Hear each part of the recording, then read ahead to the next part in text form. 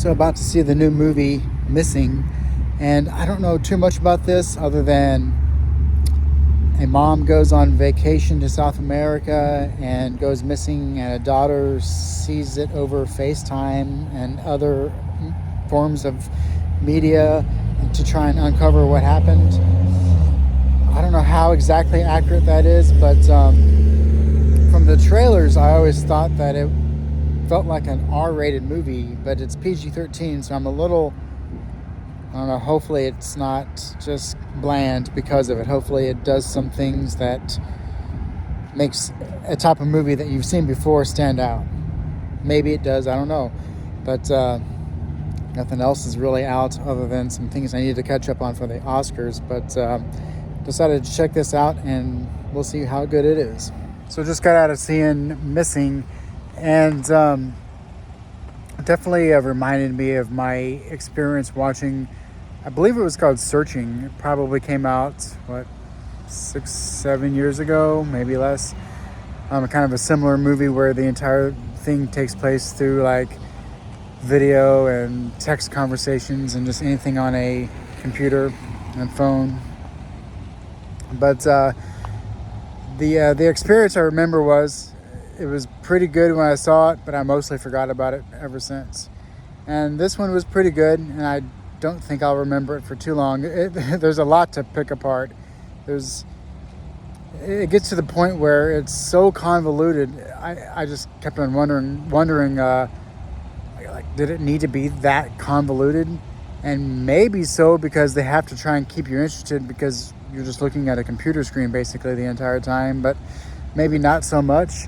I don't know. It felt too involved, and I don't know. It seemed, as the movie would hint at, as unfiction. It seemed real enough, set in the real world, but a lot of it seemed like it was fictionalized storytelling, and just a bit overblown for I think a good reality should be for a movie like this. Overall, it was good.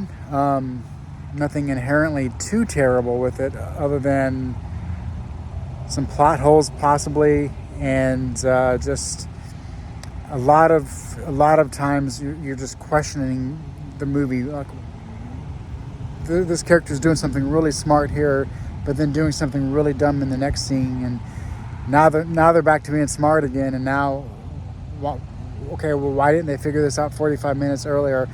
So there's a lot of that, but I think if you could put that past you and just kind of just enjoy the, I wouldn't say it's the novelty, but enjoy the type of storytelling that's going on, and the inventiveness of bouncing back and forth between websites and video chats and everything. I will say there's a point about halfway into the movie that I knew that if the movie would have went one way, it would have worked. And I feared that if it went a different way, then it would ultimately just not work for me. And it went the other way. There's a couple of times where you thought it might go in the direction that, at least for me, the direction I was hoping it would go in to make it really interesting, but it never really did develop into what I would consider to be more interesting. And I'm not going to give anything away as far as any spoilers or anything like that, so I won't go too deep into that. Maybe in the comment section if someone asks. But for now, I would recommend seeing it. It was pretty good with an audience. There's some clever things in the movie and some fun to be had. I can see why it's PG-13. It definitely felt that it could have been edgier if it was rated R, and maybe more real world.